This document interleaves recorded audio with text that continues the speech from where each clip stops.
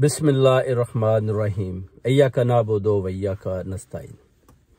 प्यारे दोस्तों, आपने देख लिया कि चीफ जस्टिस साहब भी इंशाल्लाह अपने फैसले पर खड़े हैं। उन्होंने ऐलान किया है कि मैं मंडे को इय्याका नअबुदु व इय्याका नस्तईन उसके मुताबिक फैसला करूंगा जो कौम के हक में बेहतर हो। क्योंकि आपने देख लिया अवाम की चीखें, आपने सुनी, भूखी अवाम की, महंगाई का वो जोर है कि लोग रो रहे हैं, बेचारे चीखें मार रहे हैं। और ऊपर से इस इम्पोर्टेड हुकूमत का जो जुल्म है अवाम के ऊपर, आप देखें कि कितना ज्यादा है। इस तरह अभी जो क्रिकेट के मैच हो रहे हैं उसमें भी इंडिया वालों ने ना कर दिया। उन्होंने बोला कि जिस हुकूमत में, जिस पाकिस्तान में इमरान खान की आप कदर नहीं कर रहे, उसको आप जानी तहफ़्फ़ुज़ नहीं दे पाए, उधर हम क्रिकेट खेलने क्यों आए? हम कभी नहीं आएंगे। और इमरान खान देखें कितनी जुर्रतमंदी के साथ खड़ा है इन सब के आगे। और ये जो बेईमानियां कर रहा है अपना हाफिज जी, ये भी बेईमानियां कर के इसको अब बिल्कुल ये बौखलाहट का शिकार हो चुका है। इसको समझ नहीं आ रही करूं तो क्या करूं, क्योंकि अवाम ने डट कर मुकाबला करने की ठान ली है।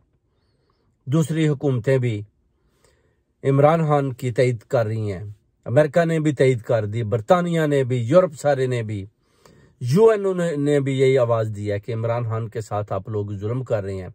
अल जजीरा देखें कितने इंटरव्यूज़ कर चुके हैं और इमरान खान का वो कहते हैं कि साथ दें।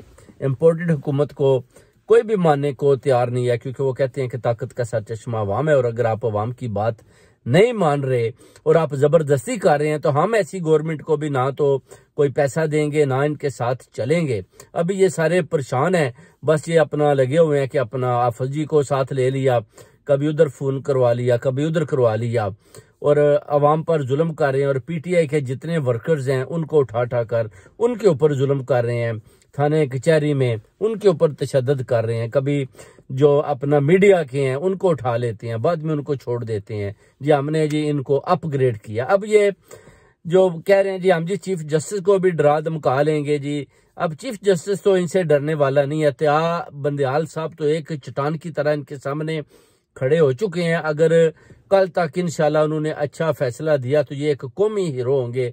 और अगर इन्होंने मिलजुल कर उनको डरा लिया या उस फैसले को का रुख किसी और तरफ मोड़ लिया तो फिर आप समझ लें कि इन्होंने भी पाकिस्तान के साथ, जो पाकिस्तान का कानून और आइन है, दस्तूर है, उसके साथ गद्दारी की है।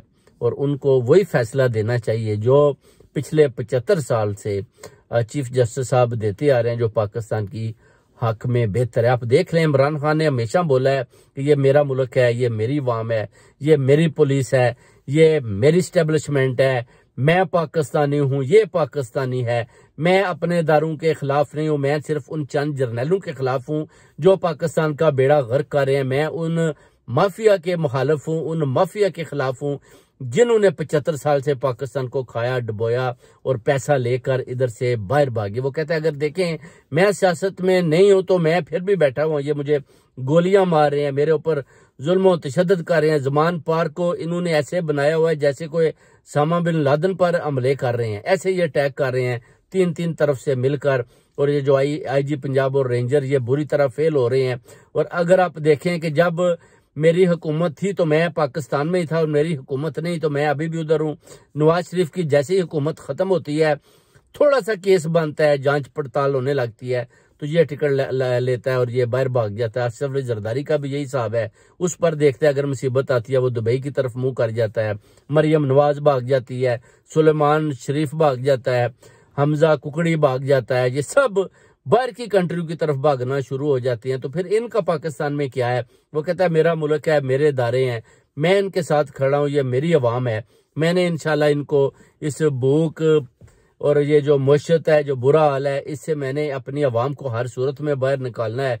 क्योंकि मैंने अल्लाह से वादा किया हुआ है कि तुम मुझे एक मौका दो, उसने मुझे एक मौका दिया, अब दूसरा मौका इंशाल्लाह मिलेगा तो इन सब को मैं जड़ से उखाड़ फेंकूंगा और इंशाल्लाह ताला हमेशा के लिए पाकिस्तान से इनकी निजात दिला दूंगा इनको। और इंशाल्लाह आने वाली नस्लें याद करेंगी कि इमरान खान एक सच्चा सिपाही था, अल्लाह ताला की ज़ात ने इसको स्पेशल पिक किया और इन यजीदों के खिलाफ खड़ा किया और सारी कौम उसके साथ खड़ी है। इसलिए आप भी पाकिस्तान का साथ दें और चीफ जस्टिस साहब की तरफ इंशाअल्लाह ताला पूरी ओवरसीज कम्युनिटी देख रही है कि मंडे को ये क्या फैसला करते हैं। उधर जो इसने जजों को इधर से नवाज शरीफ और सब ने मिलकर धमकियां लगानी शुरू की हैं, बिल्कुल ये उसमें किसी किस्म की इनको अपना सक्सेसफुल नहीं हुए और ना ही इनकी बात को किसी ने इतना सीरियस लिया है। सिर्फ जियो टीवी ही दिखा रहा है एक मफरूर की बातें कि ये जनाब नवाज शरीफ साहब ये पैगाम देते हैं, चीफ जस्टिस को डरा रहे हैं। इन पर भी आर्टिकल 6 लगाकर दहशतगर्दी के केस करवाने चाहिए कि आपने चीफ जस्टिस के खिलाफ उनको धमकी दी है। ये भी उधर केस होना चाहिए और वो केस इधर भी चीफ जस्टिस साहब को इंग्लैंड की कोर्ट में भी दायर करना चाहिए कि मुझे एक मफरूर जो पाकिस्तान से भागा हुआ है उसने मुझे धमकी लगाई है कि अगर मैं ये फैसला करूंगा तो आपका अंजाम भी अच्छा नहीं होगा। इसलिए प्यारे दोस्तों भाइयों, आप सब इमरान खान का साथ दें।